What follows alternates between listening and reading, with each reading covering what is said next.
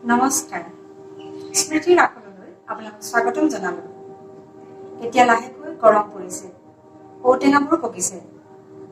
আজি মই আপোনালোকলৈ পকা ঔটেঙাৰ জ্বলা মিঠা আচাৰ কেনেদৰে প্ৰস্তুত কৰিব পাৰি তাকে লৈ আহিছোঁ। আহকচোন মোৰ আখৰলৈ যাওঁ। ইয়াৰ বাবে এয়া মই পকা পকা ঔটেঙা লৈছোঁ। দেখিছে নহয়, খুব ধুনীয়া গোন্ধাই আছে। এনেদৰে মই পকা ঔটেঙা লৈছোঁ। এতিয়া ঔটেঙাবোৰ মই সৰু সৰুকৈ টুকুৰা টুকুৰকৈ কাটি লৈছোঁ।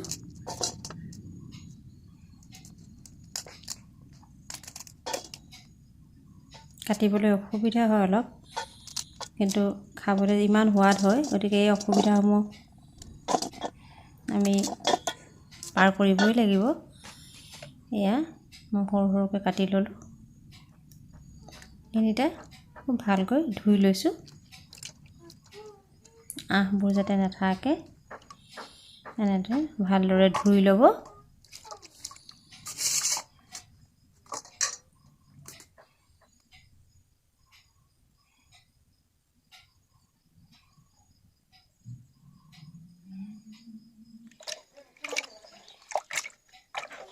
ঔটেঙা আপোনালোকে নিজৰ ইচ্ছামতে ল'ব পাৰিব।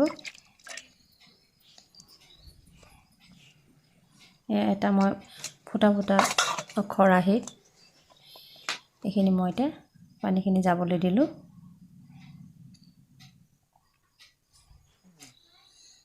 এইখিনি মই কুকাৰত দিম।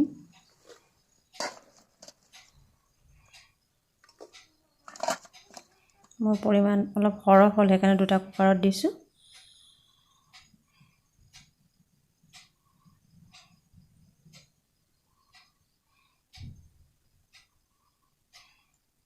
এয়া মই দুইটা কুকাৰতে আধালৈকে ঔটেঙাবোৰ দি দিছোঁ।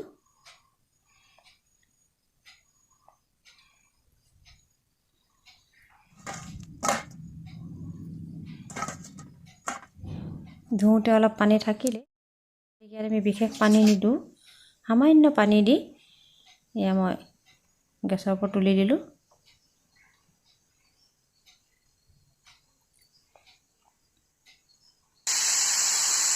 দুটা হুইচেল মাৰিলে, এটা বা দুটা হুইচেল মাৰিলেই হ'ল, কিন্তু থৈ নিদিব, ঢাকনখন গুচাই দিব।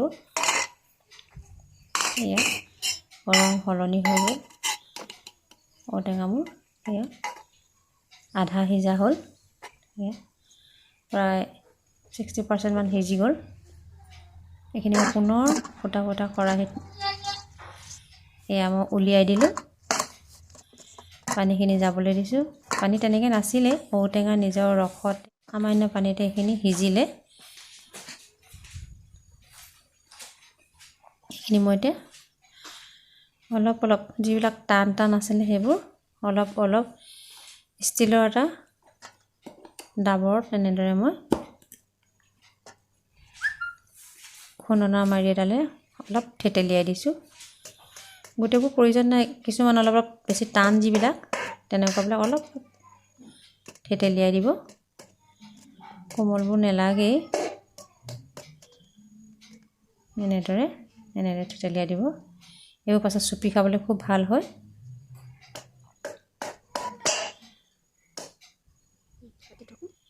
এইখিনি এতিয়া মই ৰ'দত শুকুৱাম। চালনী এখনত দিলোঁ, ডলা চালনী য'তেই পায়, অলপ পাতলীয়া কৰি এইখিনি এটা ৰ'দত ধুনীয়াকৈ শুকুৱাব।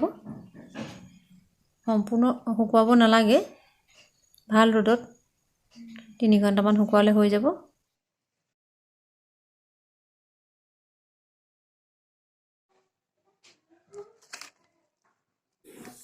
তাৰপিছত এইখিনি শুকালে, প্ৰায়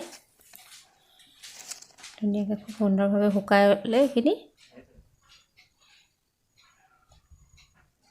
এয়া মই খেজুৰী গুড় লৈছোঁ। খেজুৰী গুড় আপোনালোকে নিজৰ পৰিমাণে ইচ্ছামতে ল'ব। এইখিনি মই আপোনালোকে দেখিলেই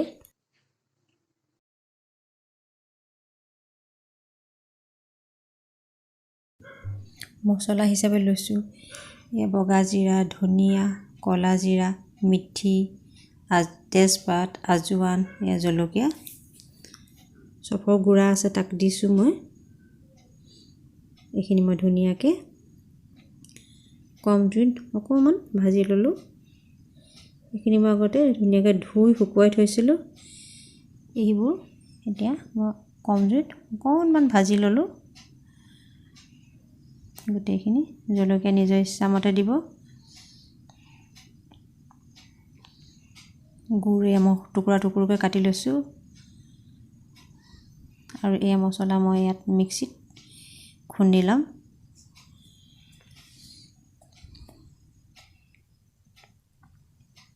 এয়া মোৰ মছলা ৰেডি। ইয়াতে মই এয়া হালধি আৰু নিমখো লৈছোঁ।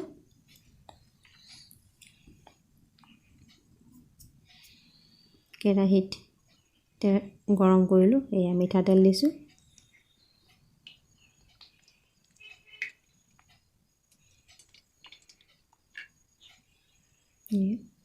মই মিঠাতেল দিছোঁ।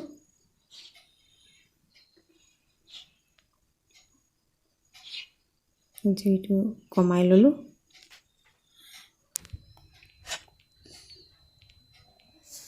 অলপ হালধি দিছোঁ আৰু মছলা দিছোঁ। মছলা গোটেইখিনি একেবাৰতে মই দিয়া নাই, অলপমান মছলা দি কম জুই আছে মই এইখিনি অলপ লৰাই দিলোঁ। এতিয়া ইয়াত মই ঔটেঙাখিনি দি দিছোঁ।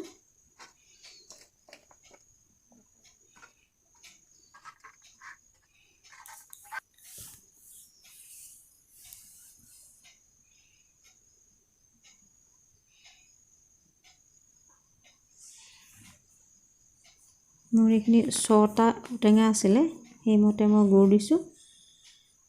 এই মছলা মই যিখিনি কৰি থৈছিলোঁ তাৰ অলপ আকৌ এতিয়া দি দিছোঁ। একেলগে মছলাবোৰ দি নিদিওঁ।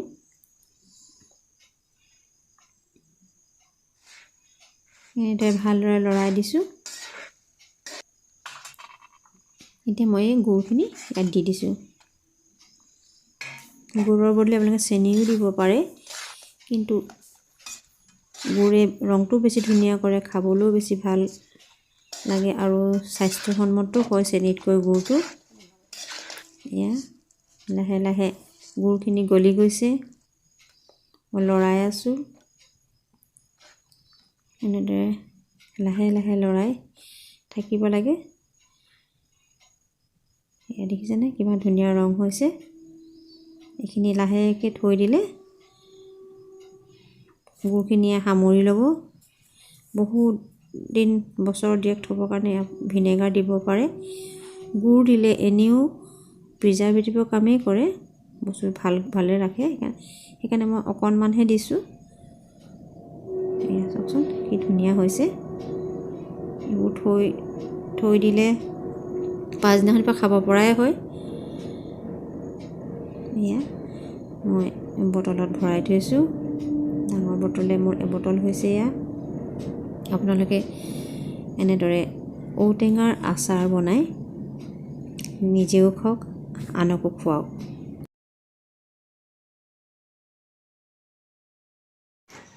ভিডিঅ'টো চাই কেনে পালে?